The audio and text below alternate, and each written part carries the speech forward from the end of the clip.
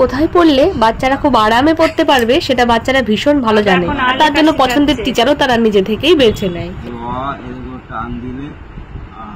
তো দাদা যা হাতের লেখা তোমায় শিখাচ্ছে, তোমার দাদারও এখন হাতের লেখা নতুন করে শিখতে হবে। তুমি বলছি আমার কাছে শেখো, কিছুতেই শিখছো না। কি পড়া হলো? এটা আ হয়েছে? হ্যাঁ, এটা কি হয়েছে? বাঁকা তারা, এটা কি হয়েছে এটা?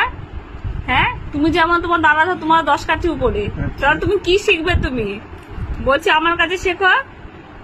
অ লিখে দেখাও দেখি, ওখানে অ লিখে দেখাও দেখি। হ্যাঁ, ওটার ফোন চলে এসছে।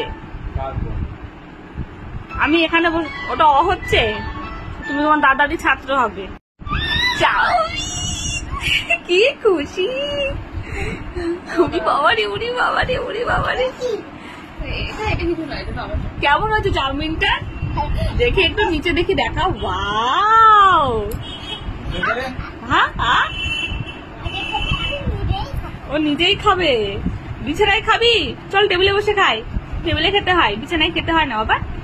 চলো। কেমন হয়েছে বলো? কেমন হয়েছে?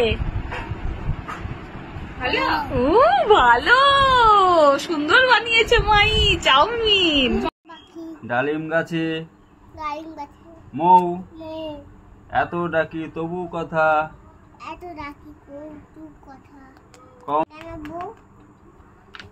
পরেরটা এই যে বর্গি এলো দেশে গান। খোকা খোকা ঘুমোলো পাড়া জুড়োলো, বর্গি এলো দেশে। বলো বুলবুল। হ্যাঁ, খাজনা। ইয়েস। এইবার দেখে যে দুষ্টু মোহরের লেখাপড়ার পর্ব শেষ হয়েছে। এইবার হচ্ছে ও গেছে হচ্ছে আমাদের রেলগেটের সামনে মাছ বসে, সেখান থেকে মাছ নিয়ে এসছে আমার বাবার সাথে করে। আর মাছ আনার পর কিন্তু ও নিজে থেকে আমাকে ইনসিস্ট করছে যে মাছের ভিডিওটা করতে, এবং খুব ভালোবাসে এই ধরনের ভিডিওগুলো করতে এবং পরে অবসর টাইমে নিজের ভিডিও নিজে দেখতে। তাও আমি ওর ফোন দেখা, টিভি দেখা তো একদম ছাড়িয়ে দিয়েছি, ফোন দেখাও অনেক কমিয়ে দিয়েছি। কিন্তু এইগুলোই ওর কাছে একটা এন্টারটেনের বিষয়, এই যে ভিডিও আমি করছি।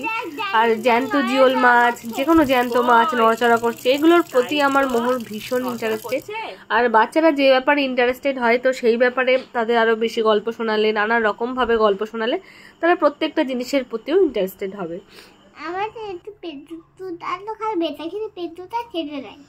পেট খারাপ হয় সেরে যায়, তাই না এই মাছ খেলে?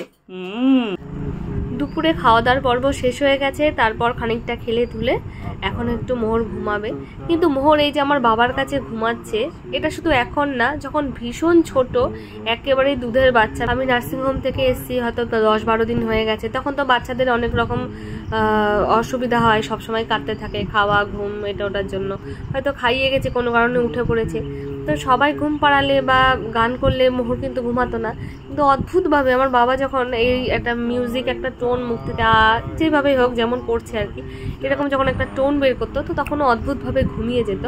ইভেন আজ পর্যন্ত এই এত বছর পরে এসেও আমি দেখছি ও অদ্ভুতভাবে ঘুমাচ্ছে, কিন্তু যেটা ও নিজের বাবার কাছে কিন্তু কখনোই করেনি।